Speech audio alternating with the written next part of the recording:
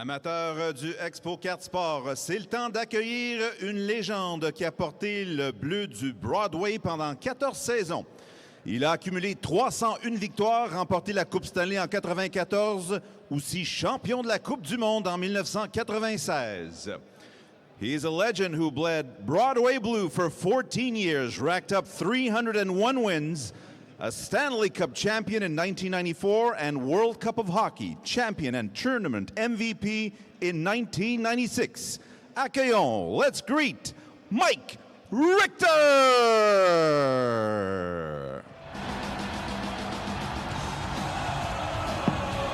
And we're on.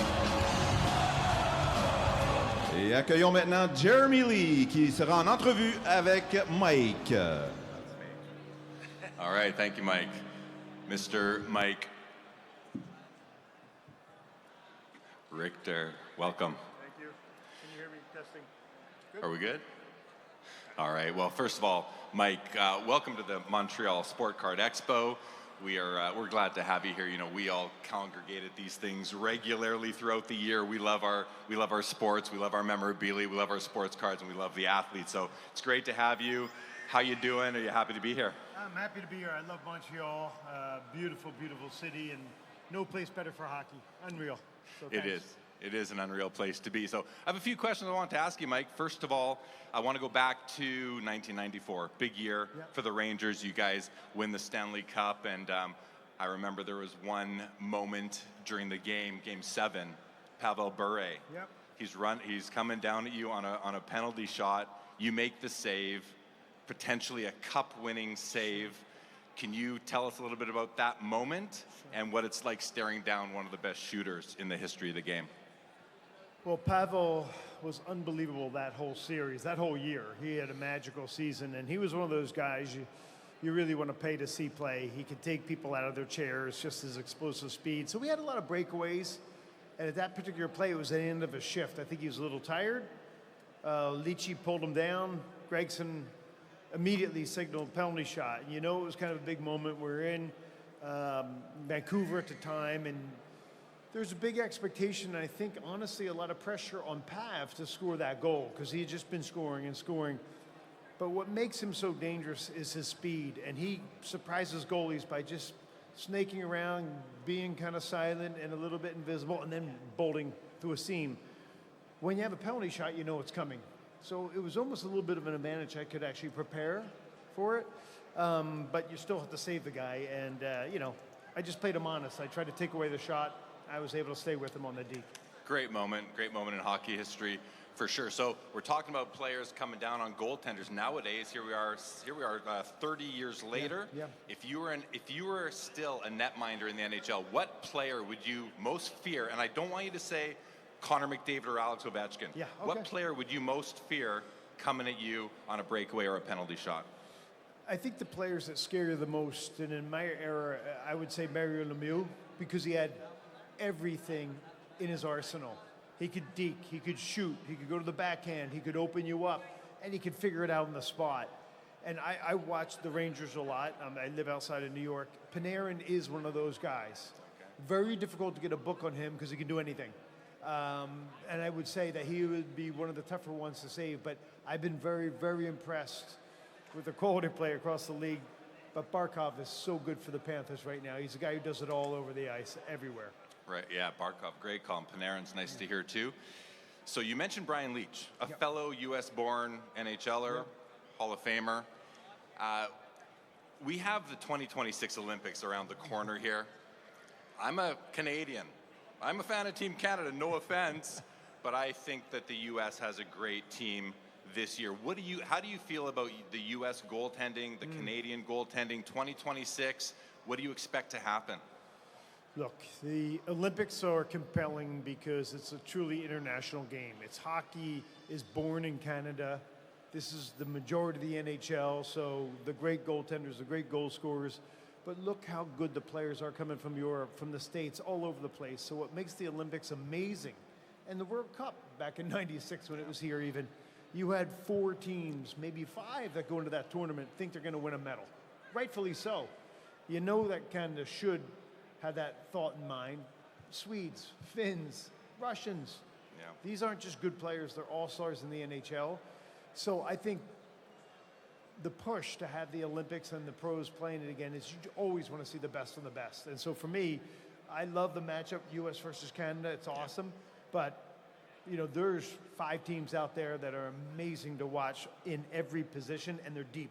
So predicting it's very difficult. Who do you feel right now is I want to say the best goaltender in the league, but the one who is going to have the best future from here forward? Ooh, good question. And I've got a favorite. I want to hear yours first, and I want to hear what you think of mine. Just starting with the final 4 teams right now, you got to think Ottinger's fairly young, great size, great competitor, and he's coming into his own. He's playing an amazing bit of goaltending right now. Shesterkin I see all the time, and I'm a homer, I'm biased, but I've watched this guy. He lost like 4 games in the KHL over 2 years. So he came into the resume that's unlike most others, and then all he did was deliver when he came to New York. So good that at the time he was trying to steal the net from Lundqvist. And so how do you go from Henrik Lundqvist to this guy? And what he does, and the same thing Bobrovsky does right now, is they read the play so well. So I actually think Shesterkin really is one of the best out there. But I mean, what do you say about Vasilevsky? You know, the kind of career, and he's still got a game left in him. I think this era has so many good goalies, and maybe better put, almost no bad goalies. Every team has a couple of them. Vasilevsky's got cups. You know, with the Rangers, you went from Beezer to Richter, yourself, to Lundqvist, now to Shesterkin. That's a pretty nice run of successive great goaltenders. So what's amazing about New York right now is they're obviously choosing well. You get Lundqvist in the 6th round. That's just an amazing thing. But they're developing the goalies as well. You know, Talbot was there and really improved his game. I mean, Benoit Allaire is amazing with the goaltenders, both mentally and technique-wise. And whatever raw material they have coming in, they leave better. Right on. When you were a kid, did you collect hockey cards? Did you collect sports cards? I'm so damn old. I'm not sure they had as much cards as they used to have stamps. Okay. And we would go, I was a Bernie Parent fan, Quebecois, and he's just cool. Yeah. He was an amazing player, a great guy. I went to his hockey camp as a kid and watched his every move, tried to emulate him in any way. And so we get stamps at the grocery store as kids. My brother was a goalie too, so we come home and kept getting Dave Schultz and Don Shaleski, but if you could get a Bobby Clark or a Rick McLeish or preferably a Bernie Parent, you hit gold. Nice, awesome. When you were playing, did you ever try to trade jerseys or collect any memorabilia from fellow teammates, opponents? Do you have a collection of cards or memorabilia right now still? Yeah, you know, I mean, it's amazing. When I was a kid, we'd take our big road trip was to St. Catharines, Ontario. And Meriton Athletic Association would play against my local team, and it was a tradition there. It was awesome. But you'd trade jerseys, you'd trade anything you could. Football jerseys, hockey jerseys, anything. And anything I could get with a maple leaf on it, I was keeping. I still have that shit in my closet. How about nowadays? We have Upper Deck making hockey cards, and they're the sole licensee. Yeah. Guys like you know, veterans, retired veterans, you receive cards from them every so often to sign. Yeah. Do you enjoy signing? Do you take pride in your signature? What do you think of the cards? How do they look nowadays? Well, you know, somebody asked me that question. Every player I know has been a fan as a kid. And so I waited in line at the local mall to try to get, you know, autographs from Bobby Clark and whatnot. And so you try to respect that, right? Someone's out there asking for your autograph, give it, make it legible, you know, be polite to them. I had great, you know, peers growing up when I got to the Rangers, Mass and Adam Graves, and they were great with the local fans. And so that's, you appreciate that as a fan, and you should do it as a player. But yeah, those hockey cards, when they come out, I love them. I love to see the pictures. I like the old school ones. I love going to these memorabilia shows and seeing everything, particularly the goaltending stuff, obviously. Awesome.